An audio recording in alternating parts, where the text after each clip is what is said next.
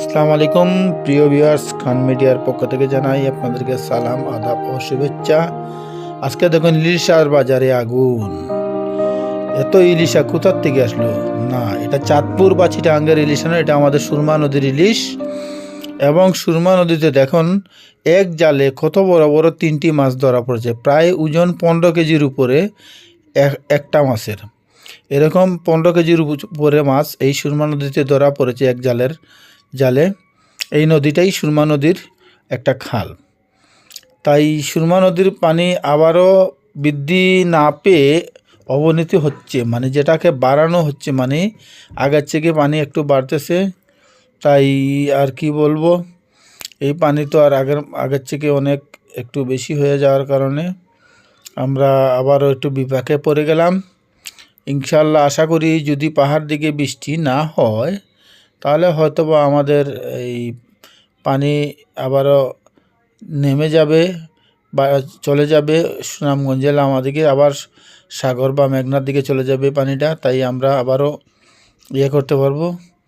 এই জায়গাটা হলো, আজকে আমরা চলে গেলাম গোবিন্দগঞ্জের লাল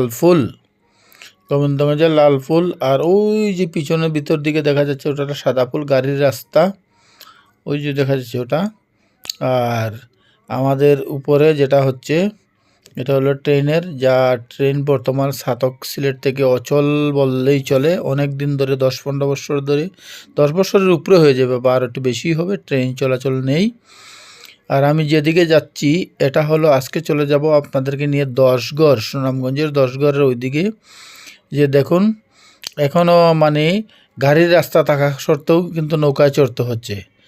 তার কারণ হলো গাড়ির রাস্তায় এই যে পাহাড়ি পানির ডলে, এই যে দেখুন পানিটা শুধু মাটি বোঝা যাচ্ছে, খাদা, মানে পানির ভিতরে মাটি দিয়ে খাদা করা হয়ে গেছে এরকম। এই যে দেখুন পানি তুই মানে রাস্তার নদীর পাড়ের বাঁধ থাকার কারণে ওই যে বাড়িগুলি ডুবতেছে না। কারণ নদীর পাড়ে যারা জানেই, আপনারা দেখছেন নদীর পাড়ে বাঁধ থাকে, মানে বড় বড় বেড়িবাঁধ থাকার কারণে পানিটা ওইদিকে ঢুকতে পারছে না।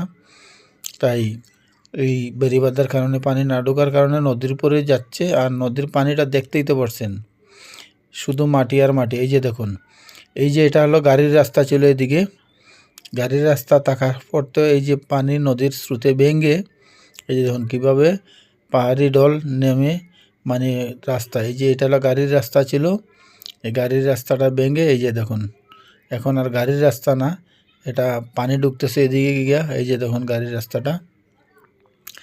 তাই গাড়ি ঘোড়া চলাচলে এই এলাকায় পুরা 10গড় বা বিলপাড়ে যারা যাতায়াত করে এই রাস্তা দিয়ে, কিশোরনগর যারা এদিকে যায়, তারপরে অনেক লোক এদিকে যায়, বানারসি সহ অনেক এলাকার মানুষ এদিকে যায়।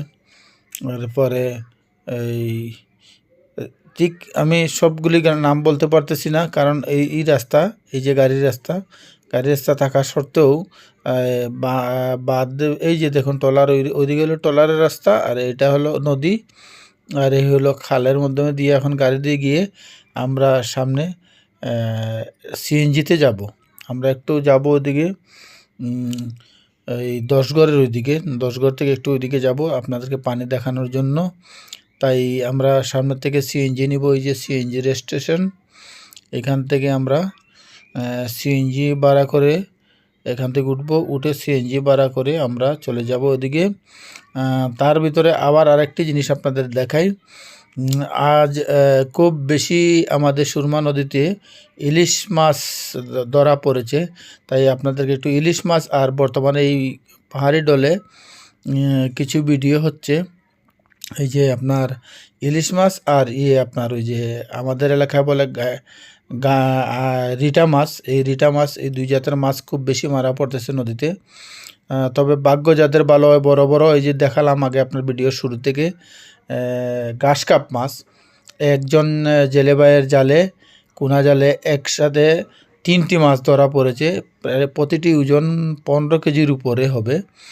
আর এগুলা যারা জেলে ভাইয়েরা যারা নদীতে জাল বায় তাদের ভাগ্য মোটামুটি আলহামদুলিল্লাহ ভালোই চলছে, 2-1টা মাছ পরে বেশি, মোটামুটি ভালোই চলছে এই পানিতে। আর এই যে দেখুন আমরা চলে যাচ্ছি 10গড়ের ওইদিকে, এই দেখুন পানি এতই মানে অবনতি পানির মানে যে এত বেশি বাড়ছে তা মানে বলার মতন নয়। পানি পুরোটা গ্রাম জুড়েই, যে গাড়ির রাস্তা, আমরা যে গাড়ি দিয়ে যাচ্ছি, গাড়ির রাস্তার কারণে এই যে দেখাচ্ছি আপনাদেরকে, মানে এই যে দেখুন বাম সাইড, আমার যেতে বাম সাইড, আর এই যে দেখুন ডান সাইড, মানে প্রায় 1-1.5 ফুট পানির ব্যবধান।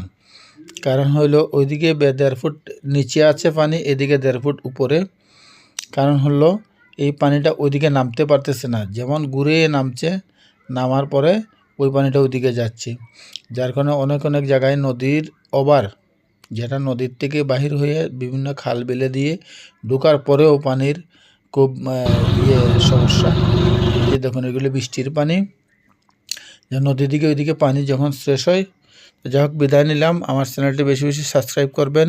আবারও দেখা হবে।